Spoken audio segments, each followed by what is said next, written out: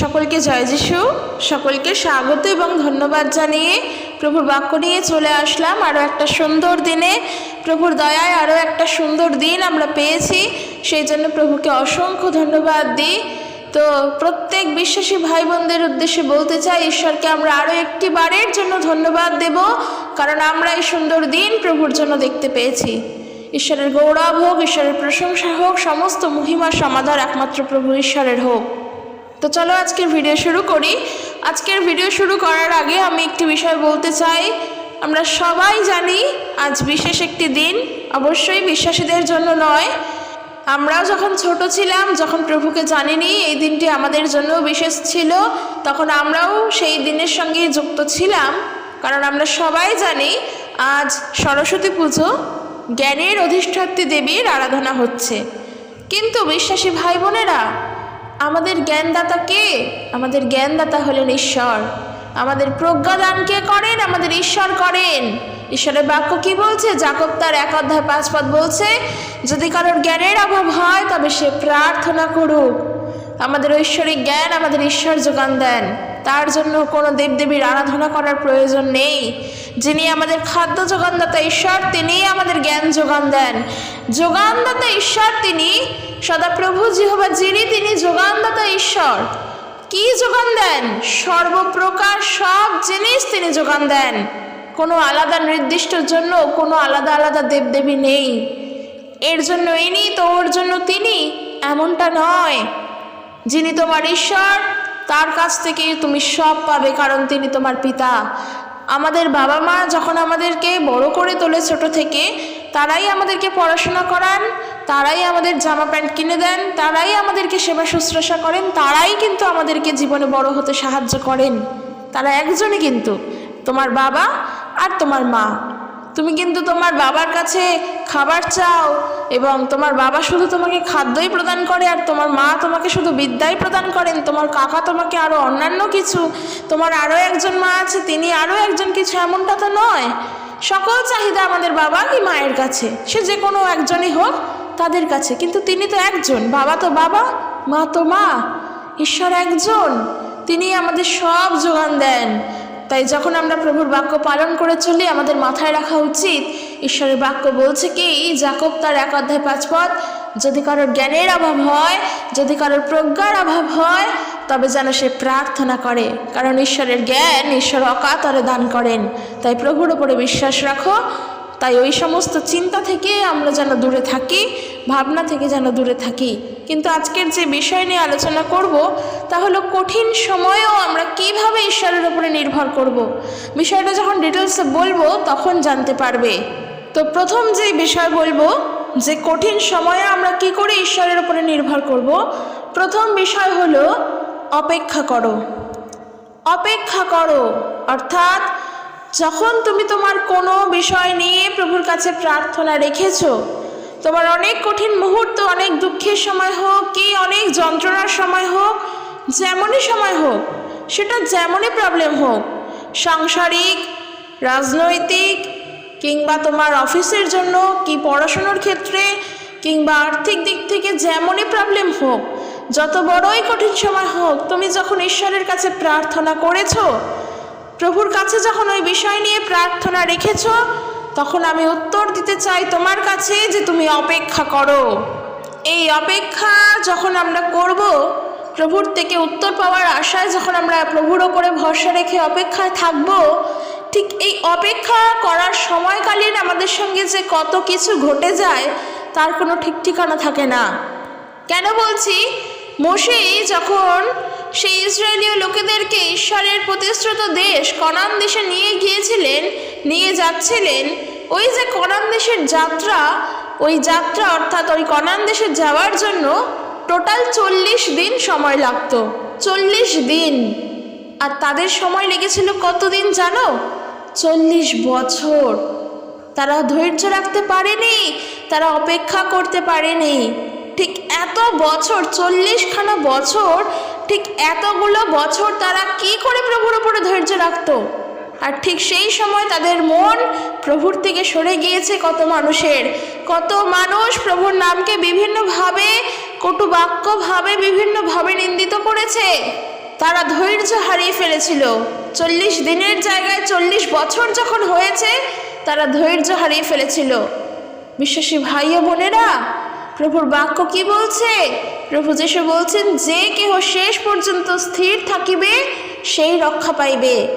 কাজেই তুমি যখন প্রার্থনা করছো, তুমি অপেক্ষা করো যে তোমার উত্তর প্রভু যিশুর থেকেই আসবে, ঈশ্বরের থেকেই আসবে, আর অন্য কোনো বিকল্প ব্যবস্থা নয়।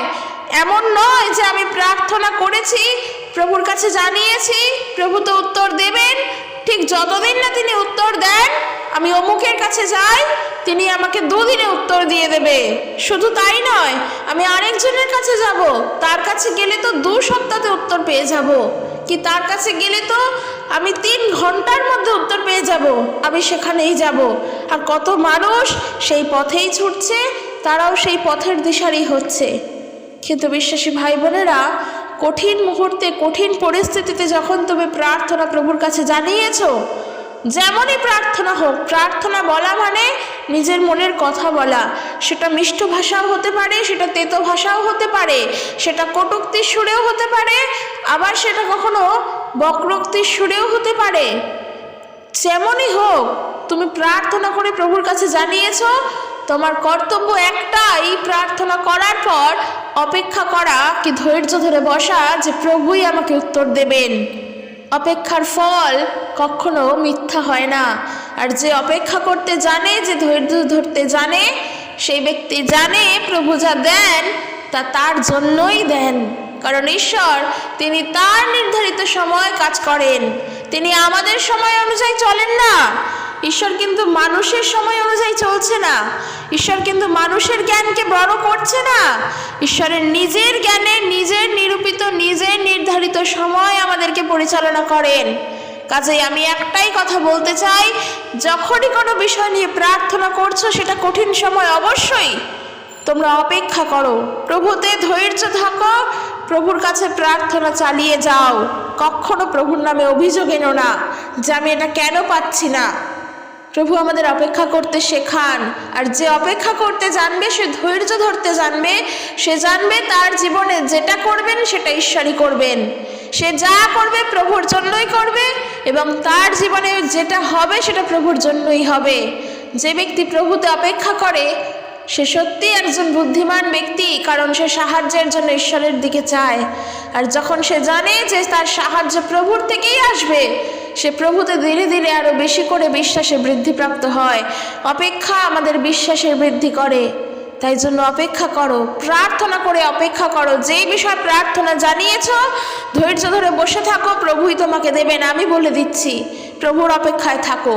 ওই সময়গুলো যখন আমি প্রার্থনা করলাম, তারপরের যে সময়গুলো আমি উত্তর পাচ্ছি না বলে আমি বিভিন্ন জায়গায় ছুটে চলে গেলাম, আমি ছুটে গেলাম, হারিয়ে গেলাম, বেরিয়ে গেলাম প্রভুর থেকে, এবং আমি উত্তর পাচ্ছি না বলে মণ্ডলীতেই আর গেলাম না, ঠিক এই জিনিসটা যেন না হয়। যারা এমন করছে তারা প্রভুর সঙ্গে বিশ্বাসঘাতকতা করছে, কারণ তাদের সমস্যার কথা প্রভুকে তারা জানাচ্ছে, কিন্তু প্রভু যখন বলছেন তুমি ধৈর্য ধরো, অপেক্ষা করো আমার প্রতি, আমি দেব তোমাকে, তখন আর তারা সেটা করতে পারছে না।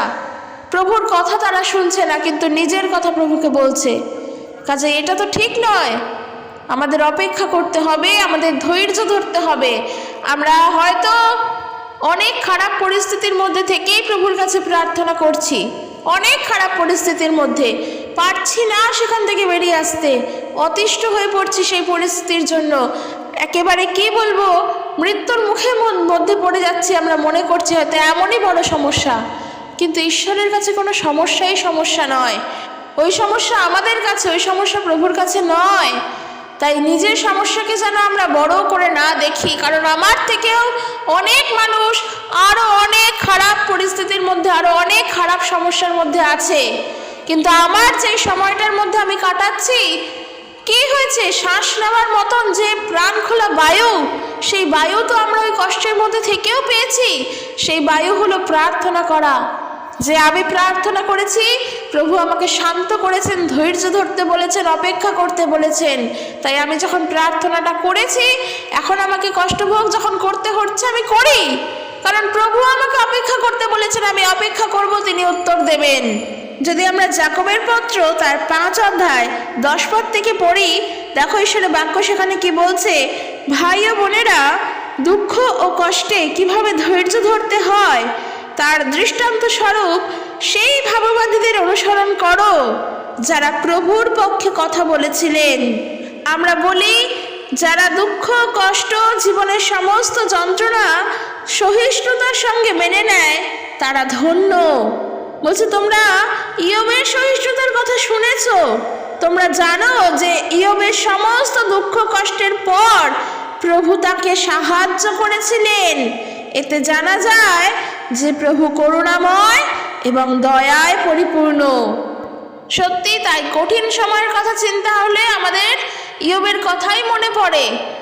তার স্ত্রী পর্যন্ত তাকে বলেছিল যে তুমি কেন এখনো প্রভুর নামকে জলাঞ্জলি দিচ্ছ না, কিন্তু তারপরেও ইয়োব কিন্তু প্রভুর পথে ধৈর্যতাই ছিল, স্থিরতাতেই ছিল, প্রভুর জন্যই অপেক্ষারত ছিলেন। আর তার জন্য ইয়োব আবার সব ফিরে পেয়েছিল। আর এর থেকেই বোঝা যায় ঈশ্বর দয়া এবং করুণায় পরিপূর্ণ, তিনি কাউকে ফিরিয়ে দেন না। কাজেই বিশ্বাসীদের উচিত অপেক্ষা করা, প্রভুর ওপরে নির্ভর করা, ধৈর্য ধরে থাকা। 2 নম্বর বিষয় বলবো, একজন বিশ্বাসী যখন সমস্যায় পড়ো, কঠিন সমস্যা, তখন অবশ্যই অবিশ্বাসীদের সঙ্গে সেই বিষয় নিয়ে আলোচনা করতে বসো না। আমরা বলি না নিজের সকল সমস্যার কথা প্রভুর কাছে জানাও, অবশ্যই তাই, কিন্তু ওই সমস্যাগুলো যদি আমরা একজন অবিশ্বাসী বন্ধু বান্ধবদের মধ্যে নিয়ে গিয়ে বলি যে দেখ আজকের আমি প্রভু যিশুকে জানি বলে আমার কি সমস্যাই না হচ্ছে, কিংবা আমি চার্চে যাই বলে মানুষ আমার সাথে কথা বলা বন্ধ করে দিয়েছে, তাহলে আমার এখন কি করার আছে? তুমি যার কাছে গিয়ে এই ধরনের কথাগুলো বলছো, শুধু তাই নয়, হয়তো বলছো যে আমার ব্যবসা দিন দিন লস হয়ে যাচ্ছে, আমি দাঁড়াতে পারছি না, কি করব বুঝতে পারছি না। এই ধরনের আলোচনাগুলো যখন তোমার প্রিয় বন্ধুর কাছে গিয়ে বলো, আর সে যদি অবিশ্বাসী হয়, সে যদি প্রভুর বিরুদ্ধে থাকেন, তাহলে তিনি তোমাকে কি উত্তর দেবেন? তিনি তোমাকে বলবেন কি, তাহলে যাস না, প্রার্থনায় যাওয়া ছেড়ে দে, চার্চে যাস না, কেন শুধু মধু যাচ্ছিস যেখানে গিয়ে তোর ক্ষতি হচ্ছে, এমন উত্তর আসবে। কিন্তু তুমি দেখো, তুমি তো দুর্বল বিশ্বাসে, তুমি বুঝতে পারছো না কি করবে, তাই জন্য তুমি তোমার বন্ধুর কাছে গেলে, আর তোমার বন্ধু তোমাকে আরও দুর্বলতার মধ্যে ফেলে দিল, আর যার ফলে তুমি প্রার্থনায় আসাই বন্ধ করে দিলে। তাই এই বিষয়টা একজন বিশ্বাসীর মাথায় রাখা, মনে রাখা ভীষণই ইম্পর্টেন্ট। যখন আমরা সমস্যায় পড়ব, প্রথমত তো আমরা ঈশ্বরের কাছেই প্রার্থনা করব, কিন্তু তার থেকেও বড় বিষয়, যখন আমরা সমস্যায় পড়ব তখন আমরা একজন বিশ্বাসী হয়ে অপর আরেকজন বিশ্বাসীর সঙ্গে বসেই আলোচনা করব, কারণ উত্তরটা তখন সেদিক থেকে আসবে। তুমি যদি বিশ্বাসী দুর্বল হও, তোমার অপর বিশ্বাসী যে আছে সে তোমাকে বৃদ্ধি করবে, তাতে ফল ভালো হবে। একে অপরের সঙ্গে আলোচনা করলে বৃদ্ধি পাবো আমরা, বিশ্বাসের বৃদ্ধি হবে, প্রভুতে ধৈর্য ধরে আরো থাকতে পারবে। আজকে ধরো তুমি যার কাছে গেলে, সে তোমাকে বললো প্রার্থনায় যাস না, কিন্তু তুমি এমন একজনের কাছে গেলে যে তোমার বিশ্বাসী, সে তোমাকে বলবে যে প্রভুতে ভরসা রাখ, প্রভুই সাহায্য করবেন। লাভটা কার হবে? অবশ্যই তোমার হবে। বিশ্বাসের বৃদ্ধি তুমি পাবে, প্রভুর প্রতি ধৈর্য, ভালোবাসা, প্রেম বৃদ্ধি পাবে। কাজেই একজন বিশ্বাসী হয়ে কখনো কোনো সময়ের জন্য আমরা যেন অবিশ্বাসীদের সঙ্গে বসে আলোচনা না করি। সে তোমার যতই প্রিয় মানুষ হোক, যদি সে প্রভুকে না জানে তবে সে অবিশ্বাসী, আর সমস্যার সমাধান সে তোমার জীবনে করতে পারবে না। তাই বলছি, সকল সমস্যা নিয়ে অবশ্যই ঈশ্বরের কাছেই আসবে, কিন্তু আমরা একে অপরের সঙ্গে আলাপ আলোচনা করি, একে অপরের সঙ্গে কথা বলি, তার ফলেও অনেক কিছু উত্তর বেরিয়ে আসে। আর এই একে অপরের সঙ্গে করা মানে একজন বিশ্বাসীর সঙ্গে অপরজন বিশ্বাসীর, কখনোই একজন বিশ্বাসীর সঙ্গে অপরজন অবিশ্বাসীর নয়। মাথায় রাখবে, কঠিন সময় প্রভুতে নির্ভর থাকার জন্য, কঠিন সময় প্রভুর উপরে ভরসা রাখার জন্য অবশ্যই অবশ্যই একজন বিশ্বাসীর সঙ্গে আর একজন বিশ্বাসীরই কথা বলা উচিত, কখনো যেন ওখানে অবিশ্বাসী না আসে। কারণ তার ফলে কি হয়, তোমার ওই দুর্বল জায়গাটাকে সেই অবিশ্বাসী জন আরও দুর্বল করে দেয়। প্রভুর থেকে তুমি ধীরে ধীরে তখন সরে আসতে বাধ্য হও। তখন তোমার মাথা, তখন তোমার চিন্তা প্রভুর বিরুদ্ধে চলে যায়। যে তখন তোমারও মনে হয় সত্যিই তো, আগে আমি প্রার্থনায় যেতাম না, চার্চে যেতাম না, সবাই কথা বলতো, আর এখন আমি রবিবার করে যাই বলে আমার সঙ্গে কেউ কথা বলে না। তাহলে কোনটা আমার জন্য ভালো হবে? আগের অবস্থাটাই ভালো হবে বলে তুমি প্রভুর কাছে আর যাচ্ছ না। এর ফলটা কি হয়? সেটা মারাত্মক হয়। তাই আমি বলতে চাই, সবসময় মনে রাখবে যেন আমরা বিশ্বাসীদের সঙ্গেই চলতে পারি, একে অপরের সঙ্গে বিশ্বাসী যেন জীবন কাটাতে পারি। আর একজন বিশ্বাসী হয়ে অপরজন বিশ্বাসীকে যেন সব সময় প্রভুর বাক্যের প্রতি উদ্বুদ্ধ করতে পারি, আগ্রহী করে তুলতে পারি, উৎসুক করে তুলতে পারি। এটা হলো আমাদের মোটিভ থাকবে, আমাদের লক্ষ্য থাকবে। 3 নম্বর বিষয় বলবো। 3 নম্বর বিষয় হলো কঠিন সময় পবিত্র আত্মায় হাঁটো। এই যে পবিত্র আত্মা, এই পবিত্র আত্মাকে প্রকাশ করানোর মতন কোনো বিষয় আমার কাছে নেই যে আমি বলতে পারবো ইনি কেমন দেখতে, ইনি কীরকম, এনার রূপ কেমন। পবিত্র আত্মাকে অনুভব করতে হয়। যতদিন না পবিত্র আত্মাকে আমরা অনুভব করতে পারি ততদিন আমরা বুঝতে পারি না।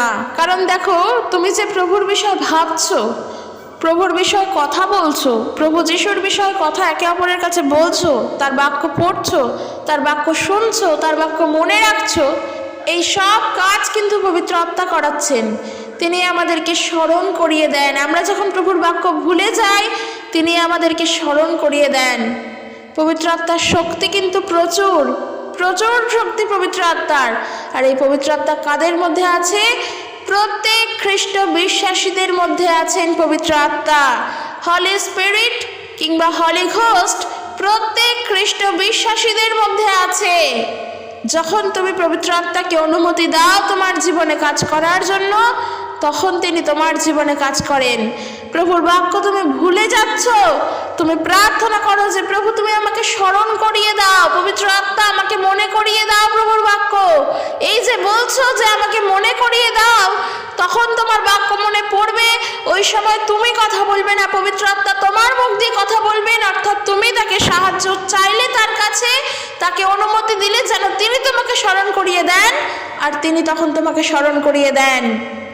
কারণ এই যে সাহায্যকারী আত্মা, একজন সহায়, এই সহায়জনকে প্রভু যিশু আমাদের কাছে দিয়ে গিয়েছেন। তিনি হলেন পবিত্র আত্মা।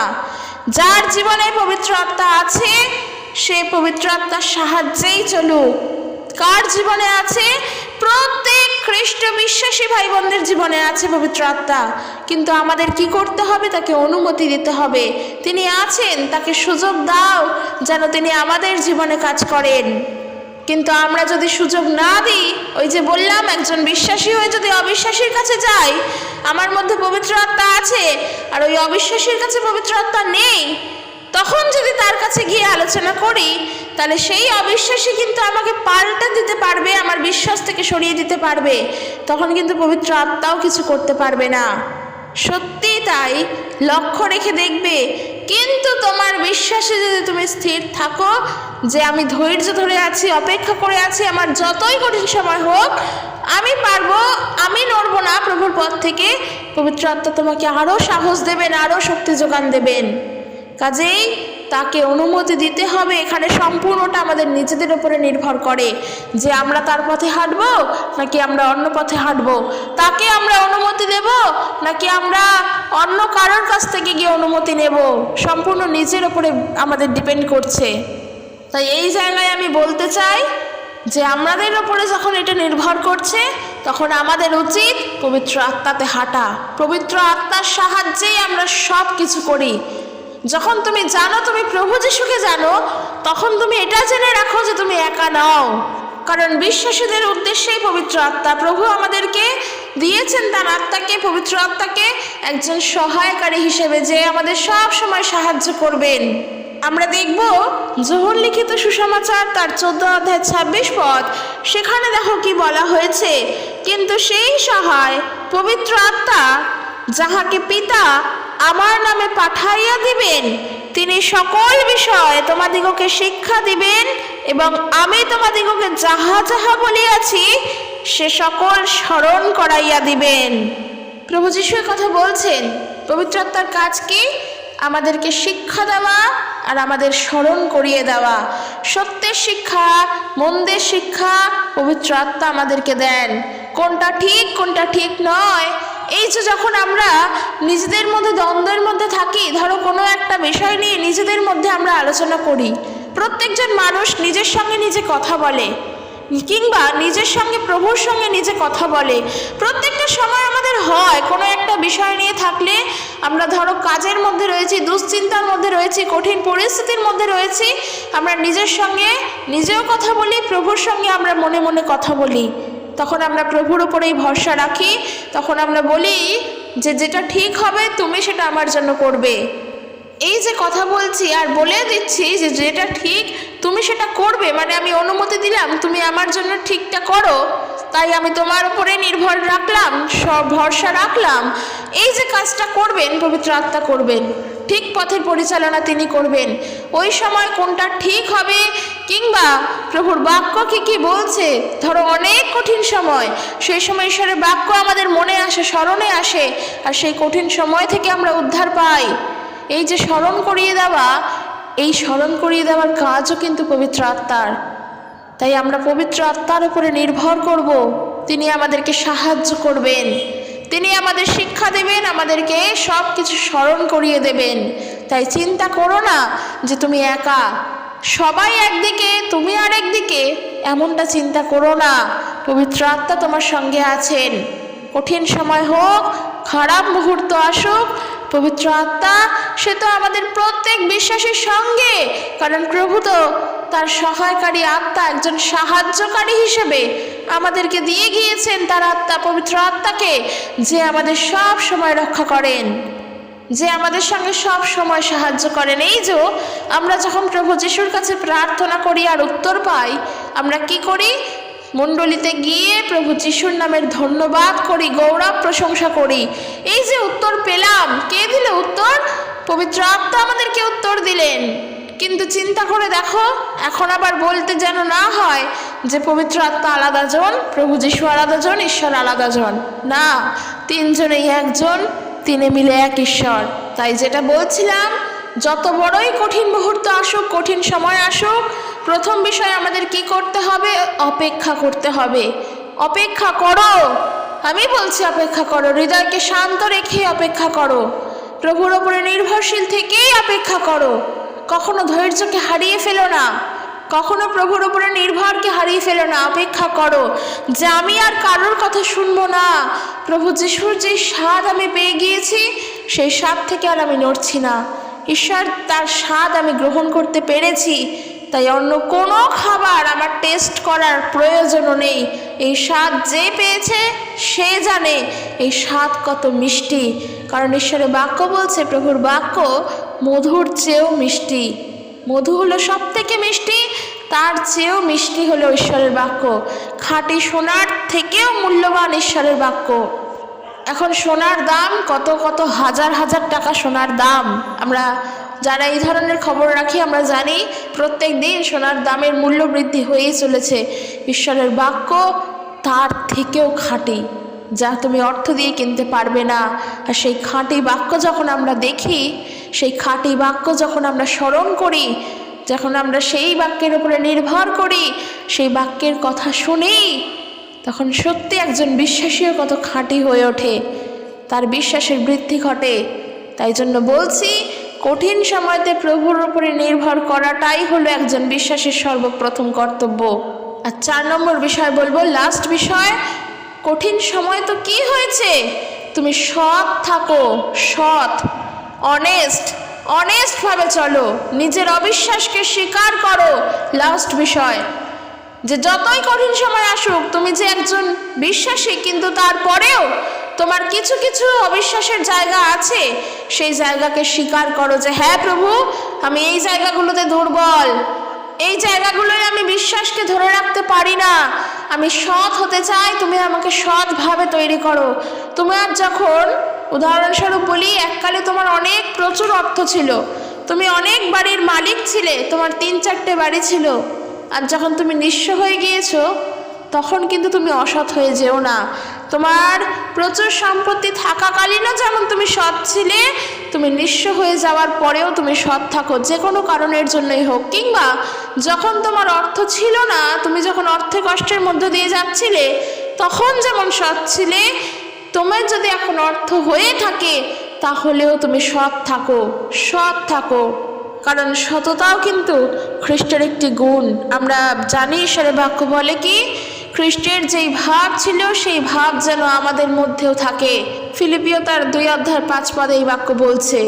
এই সৎ হয়ে থাকা, সততায় চলা, এও হলো ঈশ্বরের একটি গুণ, খ্রিস্টের একটি গুণ। সেই গুণ আমাদের মধ্যে যেন থাকে। তাই সৎভাবে জীবনযাপন করো।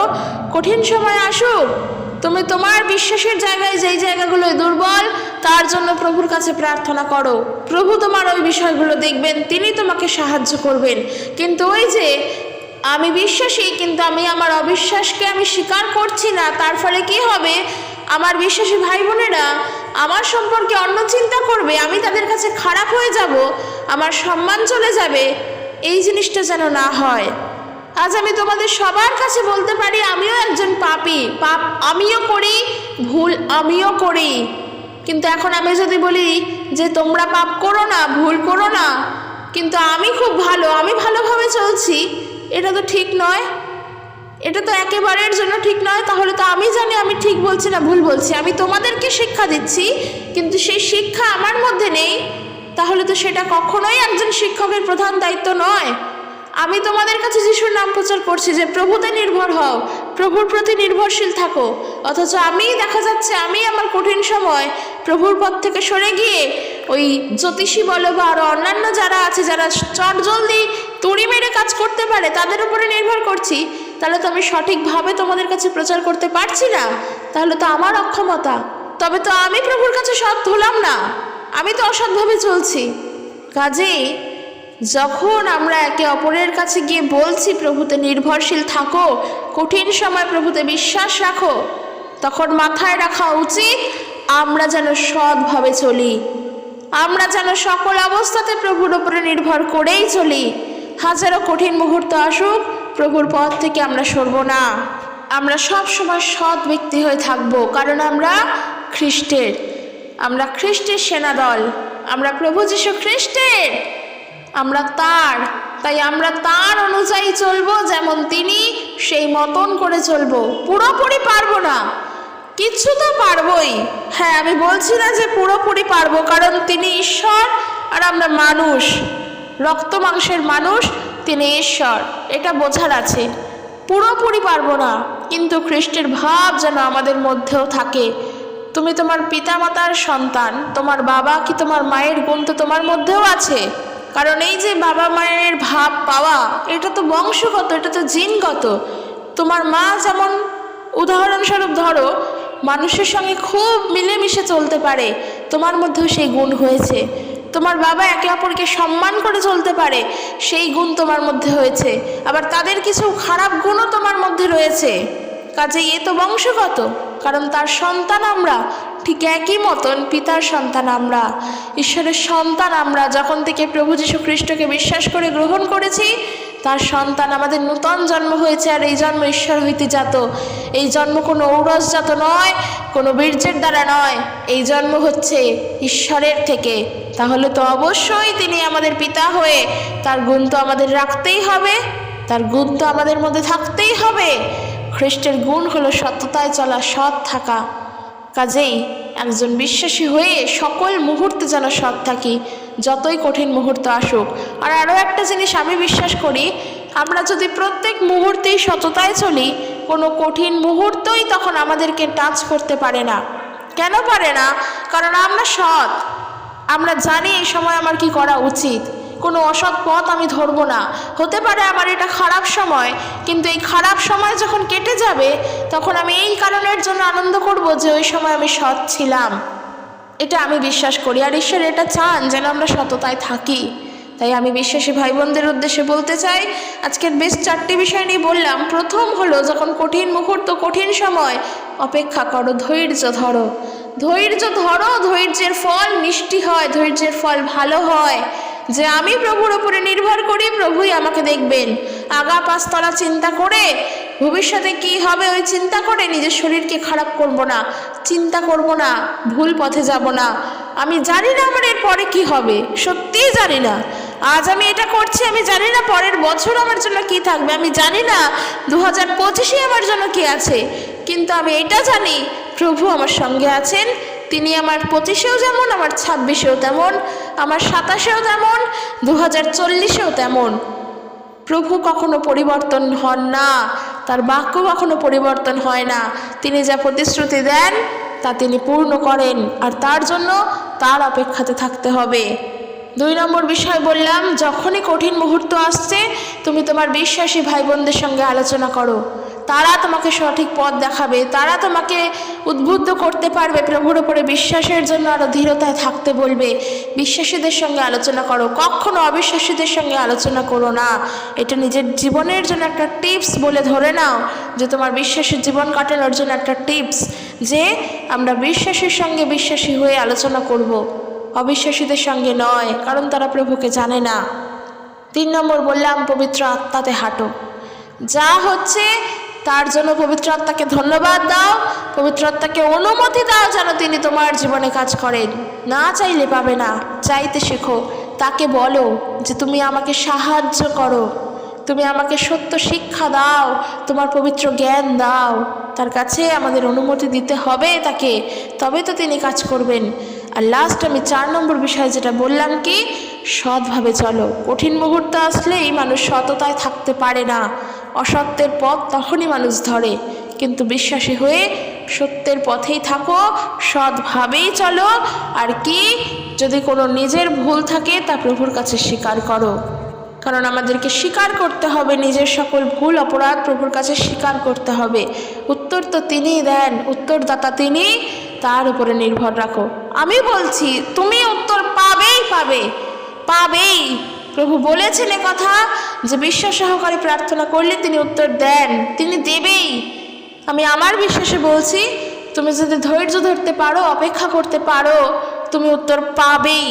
একেবারে বলছি পাবেই পাবে। কিন্তু তোমাকে ধৈর্য ধরতে থাকতে হবে, হারিয়ে গেলে চলবে না। ওই সময়টা অনেক কঠিন হয়, ওই সময়টাতেই ধরে থাকতে হবে। ঈশ্বর তার আপন বাক্যে প্রত্যেককে আশীর্বাদ যুক্ত করুক। জয় যিশু, প্রেজ দ্য লর্ড।